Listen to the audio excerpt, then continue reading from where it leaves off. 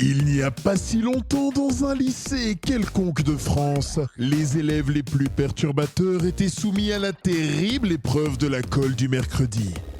Une sanction disciplinaire ayant pour but de gâcher leur après-midi de repos afin de réfléchir sur leurs actes répréhensibles. Lors de ce supplice, certains élèves ont décidé de monter une sorte de club et de s'y retrouver chaque semaine. C'est ainsi que se sont créés les rendez-vous du fond de la classe. Et bonjour et bienvenue dans ce podcast. Coucou. Aujourd'hui, j'ai envie d'entendre la raison de Pilou. Pourquoi t'es collé aujourd'hui, Pilou ? En TP de physique, on a travaillé sur la distillation. Et avec les copains, on a appris qu'on pouvait faire de l'alcool à base de betterave. On s'est donc arrangé pour passer nos heures d'études libres en salle de chimie et on vendait la gnôle de betterave en petites bouteilles pendant la récré. Ah là là, il faut ouvrir un truc en parallèle là en soutien. Effectivement, oui. En AP. Peut-être après le bac, qu'est-ce que tu veux ? Ah là là, mais du coup ça me donne envie de goûter, tu vois, là je suis dégoûté qu'il n'y en ait plus quoi. Et il m'en reste, t'inquiète pas. J'en ai mis un petit peu sur le teco. Ah voilà, il y aura un marché parallèle. Toujours avec modération, évidemment. Emma, pourquoi t'es collée, toi ? Et en fait, avant les vacances, comme vous le savez, il avait neigé. Il a neigé dans la cour du collège, tout était verglacé. Et du coup, en pleine période de sport d'hiver, j'ai voulu organiser un concours de curling avec les copains. Et du coup, j'ai volé tous les balais des agents d'entretien pour pouvoir faire la compétition de curling. Mais ils ont pas trop apprécié de retrouver leur balai tout abîmé après le tournoi. Oh, pourtant, c'était super cool, hein. C'était fédérateur et tout, ça mettait en valeur un sport peu connu et voilà, donc vraiment on parle de coopération, de solidarité à l'école et voilà, dès qu'on entreprend une action tout de suite, on se fait rattraper. Non, c'est pas juste.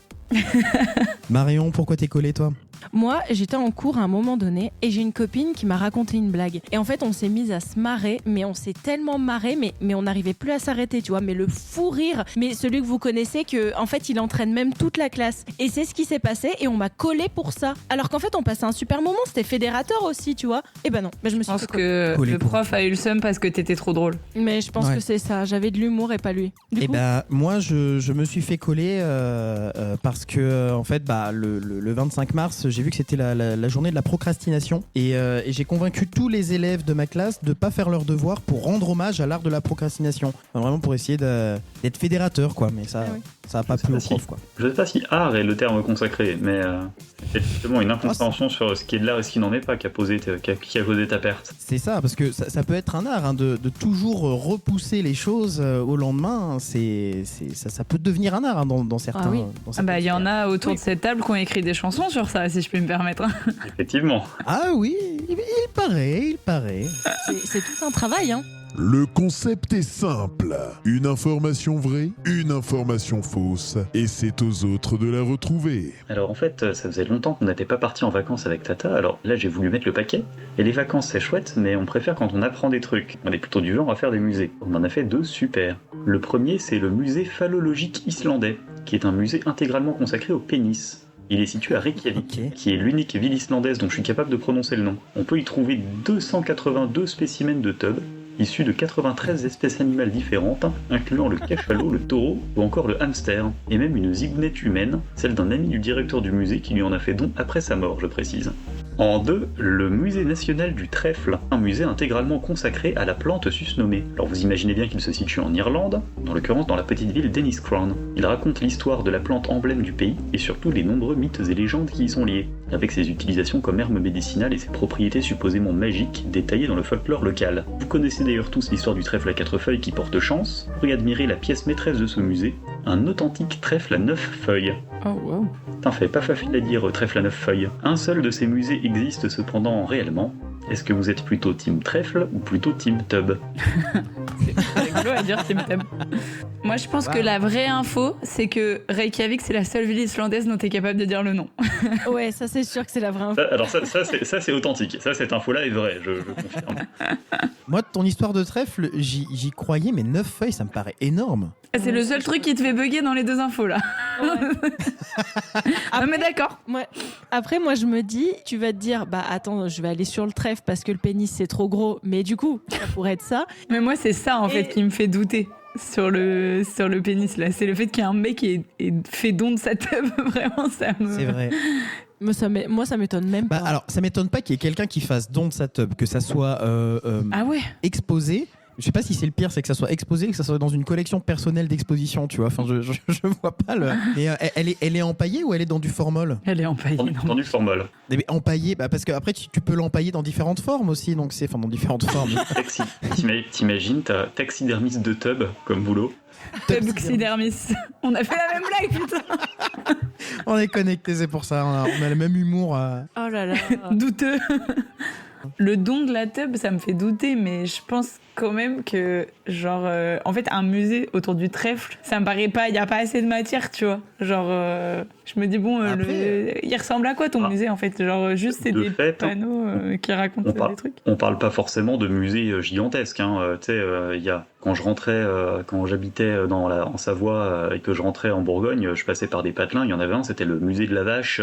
Oui, c'est vrai, mais en soi, oui, mais même dans les grandes villes, parce que moi, quand je suis allée à Varsovie, on avait fait le musée de l'histoire communiste, qui est pourtant un sujet vaste, et le musée, il était pas très grand. C'est vrai qu'il y a plein de musées petits, mais... Le musée du trèfle, c'est plutôt axé mythe et légende, hein. C'est sûr que le trèfle, si tu le plantes, ça t'explique la plante. Ça t'explique d'ailleurs surtout, et ça j'ai appris en faisant mes recherches, que ce qu'on prenait souvent pour des trèfles à 4 feuilles n'étaient pas des vrais trèfles à 4 feuilles, mais une plante qui ressemble, mais qui n'est pas le... Alors, je t'ai pas chopé le nom latin, par contre, je peux te la retrouver à l'occasion, mais c'est une plante qui ressemble, mais qui n'est pas de la même famille que le trèfle. L'imposture du trèfle à 4 feuilles, c'est une mutation génétique qui foire le nombre de feuilles. Et du coup, t'en as très peu. Enfin, t'en as peu, mais c'est rare, mais pas si rare que ça à 4 feuilles. T'en as 5 feuilles, à 6 feuilles, et forcément, plus il y en a, plus c'est rare. D'où le trèfle à 9 feuilles qui est dinguerie, comme disent les jeunes. Ouais. Moi, il y a une question que je me pose, c'est alors le côté sur le pénis, le folklore et tout qu'il peut y avoir. Est-ce que c'est quelque chose qu'il y a en Norvège? Parce que je sais Islande. C'est en Islande? Oui, il a dit Ah, pardon. Ah, donc il n'y a pas en Norvège. D'accord, donc il n'y a pas en Norvège. Mais en Les Islande. Reykjavikiens sont en PLS. Ah oui, pardon, c'est vrai, Reykjavik en plus. Parce que nous, par exemple, quand on est allé au Chili, il y a quand même une culture autour de ça, où on offre ça, où il y a vraiment des symboles avec l'Indien. Ah oui, l'Indien Picaro. Ouais, que quand tu le soulèves, en fait, tu vois son sexe. En termes de pays qui sont vraiment axés là-dessus, enfin, moi, j'avais jamais entendu parler sur l'Islande, tu vois. Enfin, est-ce que c'est quelque chose qui est courant, pas courant? Est-ce que vous en avez déjà entendu parler? Je sais pas, moi j'ai cette image des pays nordiques un peu classe et tout, pas des pays nordiques un peu zizi, tu vois. J'ai l'impression qu'on fait pas de blagues de cul là-bas, mais après, c'est complètement con parce qu'en fait on fait des blagues de cul partout, si tu veux. Mais... C'est juste qu'ils les font, mais qu'on les comprend pas, c'est tout. C'est ça, ouais. Non, moi je pars quand même à partir du moment où, avec Pierre-Louis, j'ai visité le musée du tire-bouchon à Barolo et qu'on a vu un tire-bouchon en forme de tub, je pense que le musée de la tub existe. Tu vois, exactement. Argument, tu peux faire des musées sur des trucs complètement improbables. C'est vrai qu'on a visité le musée du tire-bouchon. Et c'était rigolo en plus, le musée du tire-bouchon. Du coup, Emma, Team Tub? Ouais, je voulais Team être Trèfle. Tub aussi. Team Tub, moi. Donc les filles, Team Tub. Ouais. C'est un enfer. En l'écrivant, je savais que ça se terminerait comme ça. Hein. Non, je suis team trèfle. Écoute, je savais que tu étais plutôt fleur bleue d'habitude, mais là tu choisis la fleur verte, c'est tout à son honneur. Celui de ces musées qui existent réellement est le musée phallologique islandais. Oh, c'était sûr. Ma poésie. Parce que, en PLS. Voilà, au bout d'un moment, la bite, c'est quand même plus vendeur. Alors pour votre gouverne, par contre, le trèfle à 9 feuilles, c'est très très loin d'être un record, puisque d'après le Guinness Book, le trèfle avec le plus de feuilles au monde, il tourne à 53 feuilles. Mais c'est une mutation du coup. C'est un palmier le truc. C'est une mutation, c'est cultivé en laboratoire par un japonais qui s'amusait à croiser des trèfles avec plein de feuilles. Il y a des gens dont c'est le kiff. Somme toute, pourquoi pas? Il n'y a pas de king shaming, pourquoi pas? Exactement. Est-ce qu'il y a un musée foufounologique ou pas? Foufounologique. Un musée de la vulve. Un musée de la vulve. Je suis sûre que ça doit exister. Alors figure-toi que c'est en Angleterre, donc c'est le Vagina Museum, et le premier musée au monde consacré à l'appareil génital féminin. Il est ouvert en octobre 2019 à Londres. Attends, mais il a l'air incroyable ce musée parce que donc sa mission est de certes diffuser les connaissances et sensibiliser à l'anatomie gynécologique et à la santé, mais aussi de contester les comportements hétéronormatifs et cisnormatifs et de promouvoir les valeurs intersectionnelles féministes et transinclusives. C'est bon, je sais où je vais. Alors là, la prochaine fois que je vais. Ah bah ouais, faut y aller. Ah, C'est en c'est Angleterre, On va faire un vlog. C'est sûr qu'à côté de ça, le musée en Islande, le but, c'est clairement, c'est des zizi. Voilà. Matière suivante. On va parler de la maladie du rire. Alors, nous avons en premier lieu le syndrome pseudobulbaire. Bon, ça parle pas trop. Donc, on va dire que pour les plus cinéphiles d'entre vous, on va appeler ça le rire du Joker. Ça, par contre, ça parle un peu plus. Ah oui, oui. Ok. Donc, c'est une maladie qui va entraîner une perte de contrôle et avec des crises de rire ou des crises de pleurs parce qu'il y a une grosse perte d'inhibition. Et ça peut même entraîner chez certaines personnes des actes qui vont être répréhensibles, comme de la violence, des actes qui peuvent aller jusqu'au crime. C'est pourquoi le Joker est atteint de cette maladie. Et il existe l'épidémie du fou rire qui s'est passée au Tanganyika. C'est la Tanzanie en fait. C'est Ok. l'actuelle Tanzanie, mais c'était son nom d'avant. Eh bien en fait, il y a alors je crois que ce sont des collégiennes ou écolières, on va dire, qui ont été prises d'une crise de fou rire à l'école et qui n'ont jamais pu s'arrêter. Donc en fait, elles étaient en classe, elles se sont mises à rire de manière incontrôlée, elles ont entraîné la classe avec, les professeurs n'arrivaient même pas à les arrêter, donc les ont secouées, essayaient de les faire sortir de cette espèce d'état, jusqu'à ce qu'elles en deviennent violentes et que ça les ait extrêmement perturbées d'avoir été secouées. Donc ils ont fermé plusieurs établissements. Elles ont été renvoyées chez elles, sauf que le fou rire a été contagieux. Donc, il y a plein de personnes dans différents villages qui ont été atteints, qui ont fait fermer jusqu'à 14 écoles. Les symptômes ont duré entre quelques heures à quelques jours et le syndrome, on va dire, de ce fou rire contagieux a duré 6 mois. Bon, après, il y en a peut-être une que j'ai un peu mélangée, mais voilà. Ce que je dis, c'est déjà la deuxième. Si c'est celle-là qui est avérée, ça pourra nous servir d'excuse pour les prochaines calls. Donc il faut que ce soit la vraie en fait. Mais ça a été soigné, ça, Ils ont jamais su. Mais ça a duré qu'une fois. Enfin, il n'y a jamais eu de recrudescence. Et bah alors après, pas dans ce pays-là en tout cas. Mais Ok. mais j'ai vu dans d'autres pays que ça a D'autres pu exemples, ouais. d'autres Ah ouais, donc, exemples à c'est un vrai différentes truc, époques. quoi. Alors j'ai un souvenir quand le film Joker était sorti, qu'il y avait eu un peu des débats sur le fait que, en gros, la maladie du Joker, elle n'existait pas et que ça rendait un peu le film, du coup, qui tombait un peu à l'eau, tout le truc sur lequel était construit le film. Je sais pas si je mélange pas. Ouais, mais à côté de ça, ça me paraît pas invraisemblable non plus. Une maladie comme le Joker ? Ouais, ça me paraît à peu près cohérent. Et c'est vrai que pour le coup, l'épidémie de fou rire qui s'est propagée, qui a duré des jours et des jours, Il y a bien des gens qui ont du hockey pendant tout le temps, quoi. Est-ce que, genre, elle est partie d'un truc vrai, mais que ça a peut-être pas duré des jours et des jours, ou ça a peut-être pas été contaminant, tu vois ? Contagieux, d'ailleurs. mes 14 écoles. Ouais, c'est peut-être ça qui 14 fait écoles. too much. Après, peut-être que c'est une conséquence, c'est pas la maladie en soi, juste de rire, c'est peut-être une conséquence à un autre truc qui peut-être désinhibe ou, tu vois, admettons... Ouais, c'est ce que j'allais dire, un la truc drogue. dans l'air, quoi. Quelque chose qui puisse un peu... je sais pas, ouais, comme désinhiber ou casser un peu une frontière au niveau mental qui fait que t'as le rire automatique, quoi. Ben, comme pour le Joker, du coup. C'est ça, qu'est-ce qu'il a ? Il y a une Ouais. cassure, en fait, dans la perte d'inhibition. Il y a une Mais perte peut-être qu'il y a des d'inhibition. maladies qui peuvent faire ça et qui, je sais pas, moi de me dire que jusqu'à ce que ça te vienne à la folie, à tuer des gens, c'est quand même Et en arduous, fait, quoi. si tes deux histoires sont vraiment la même maladie, parce que t'as dit que quand on avait essayé de les sortir de classe, les petites, elles étaient devenues violentes. Donc Oui, en mais fait, pas à ce point-là. elles ont le syndrome pseudobulbaire. Et donc tes deux propositions sont vraies. Et tu as essayé de nous trick. Tout s'explique. Ah, Moi, je sais pas si, en gros, elle est pas... Enfin, genre, le truc faux, ce serait pas l'épidémie, là, la deuxième histoire, et qu'elle serait pas partie d'un truc vrai qu'elle aurait amplifié. Ouais, pour moi, c'est amplifié. Pour moi, la deuxième est amplifiée et la vraie est authentique. Et la première est authentique. Je vote syndrome pseudobulbaire, personnellement. Moi, je dirais peut-être quand même que le truc du Joker, ça existe pas. Tu dis que ça Reste- le syndrome pseudobulbaire n'existe pas. Enfin, la maladie Ouais, du pour Joker. moi, la maladie de la Tanzanie d'avant, là, ça existe. Ça a L'épidémie été de vrai. fou rire. Voilà. J'ai envie de croire qu'il y a des gens qui ont eu une épidémie de fou rire. moi, je vote comme Emma aussi, l'épidémie de fou rire. Ok. Eh bien, effectivement, l'épidémie de fou rire est vraie. Et du coup, Alors, 100%, ouais. ça n'a rien changé. Alors non, j'ai rien changé sur Ah, mais celui-là, donc je incroyable. vous explique. J'ai adoré trouver cette anecdote-là. Donc en fait, ça a touché donc une première école où il y avait ces 3 écolières. À l'heure actuelle, en tout cas des recherches que j'ai faites, on ne sait pas ce qui a déclenché ça. Elles se sont mises à rire non-stop. Et donc les symptômes ont bien duré de quelques heures à 16 jours pour certains. Putain, mais... Et donc, ils ont dû fermer donc, cette école-là, sauf que les villages où elle pouvait être étaient à 80 km. Donc, il y a plein de villages qui ont été contaminés. Il y a en tout, dans l'école, 95 enfants sur 159 qui ont été atteints.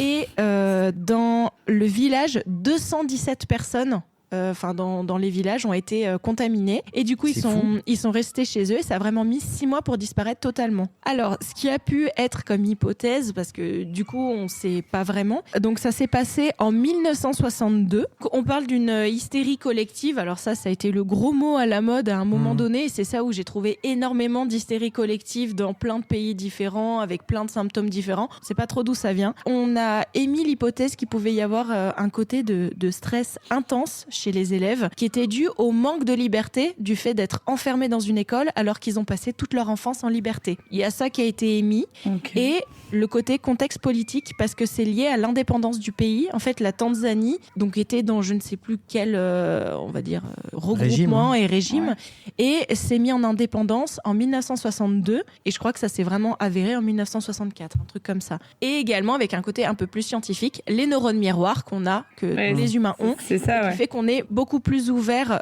au rire et à se transmettre le rire qui est très social. Par contre, le syndrome pseudobulbaire existe bien, je l'ai juste exagéré, parce que c'est une vraie maladie qui est une maladie neurologique extrêmement handicapante, liée en fait à des maladies qu'on a déjà, comme la sclérose en plaques, Parkinson, les AVC, les traumas crâniens. Ça peut générer ce syndrome pseudobulbaire où c'est vraiment une perte d'inhibition et des grosses crises de rire ou des crises de pleurs, c'est beaucoup plus les pleurs que les rires, qui sont de manière incontrôlée. Donc ce côté de donner le petit papier pour dire je suis malade, il y avait un médecin qui disait qu'il avait donné ça à son patient pour qu'il le présente. Mais par contre, ça n'engendre absolument aucune violence. C'est des personnes qui sont profondément en dépression parce qu'elles sont extrêmement isolées. C'est l'heure de la matière suivante.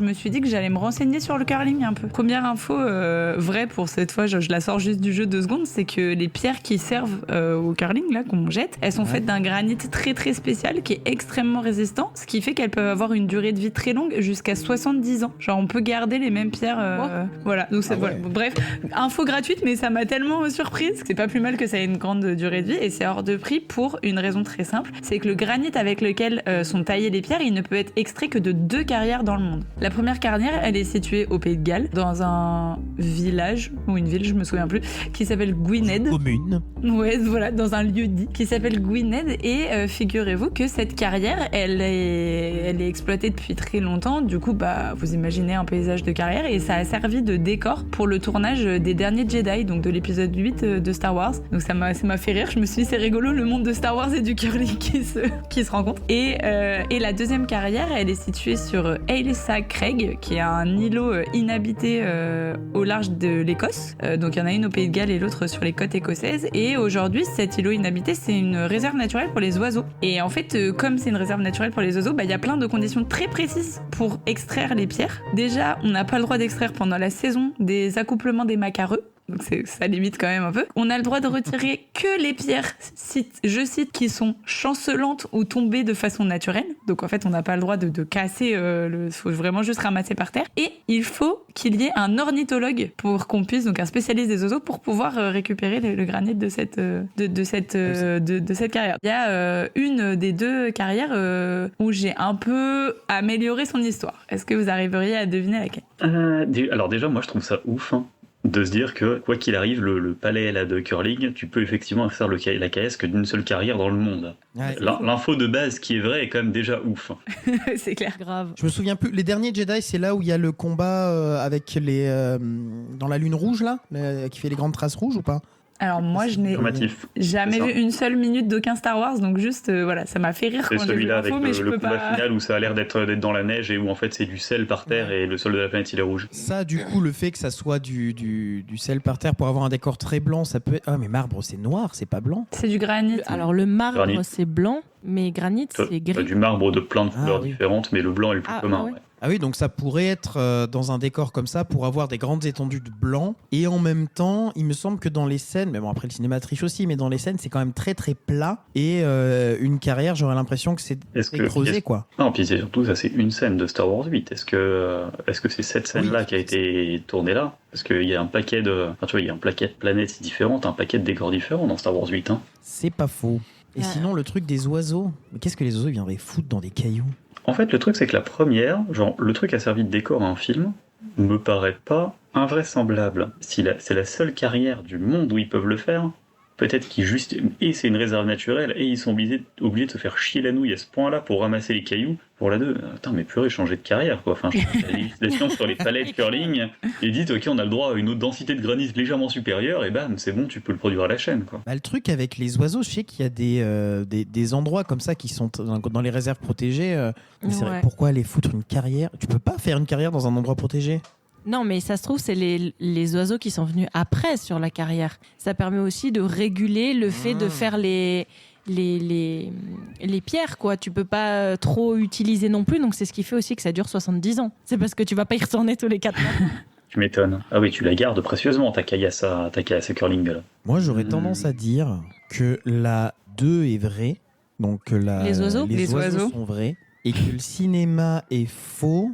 Parce que si c'est un endroit très précis comme ça, ils auraient pu tourner plus facilement dans une carrière mieux accessible. Ouais, où il n'y a pas tout ce bordel, quoi. Je sais qu'il y a des îles en Irlande où il y a eu des tournages de Star Wars qui s'y sont faits. Les îles Skellig. Ça a commencé à remettre en question toute ma théorie, du coup. Ah.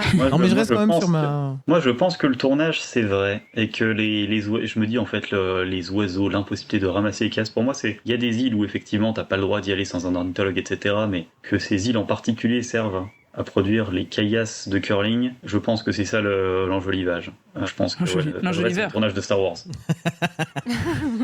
Moi, je vais partir sur la réserve des oiseaux aussi. Donc 2 réserves des oiseaux et un ciné. Donc, en effet, vous avez raison, c'est bien la seconde info qui est vraie. Donc, il y a bien l'île d'El Sacreg existe bien et il y a bien toutes ces... Je vous ai pas tout dit, hein, parce qu'il y a tout un tas de trucs pour pouvoir extraire le granit de cette réserve naturelle qui s'appelle en fait un sanctuaire d'oiseaux. Déjà, elle appartient encore au marquis d'Elsa, donc qui a donné son nom au rocher. Et donc, on n'a pas le droit d'extraire le granit sans l'autorisation du marquis. Donc, c'est-à-dire qu'à chaque fois qu'ils y vont, ils doivent avoir l'autorisation. Et comme tu l'as très bien dit, Marion, il faut au moins 7 ans entre 2 extractions parce que ils peuvent pas exploiter à tout va. En plus, genre l'îlot, je crois qu'il fait, dans mon souvenir, genre 3,5 km². Enfin, c'est vraiment un truc tout petit, donc ils peuvent pas non plus. Il faut vraiment changer de carrière, en fait, là. Ils se mettent vraiment des contraintes. Laissez tomber, c'est un truc de fou parce qu'en fait, donc il y a, comme tu l'as très bien dit, Pierre-Louis, il y a une histoire de densité du granit parce qu'en fait, il ne faut pas que ta pierre au contact de la glace, elle soit humidifiée, que du coup ça s'infiltre et que du coup ça puisse la fendre. Et puis, il ne faut pas que les pierres au contact les unes des autres, parce qu'en gros le but c'est de faire de la pétanque sur la glace. Désolé pour les gens qui font du curling.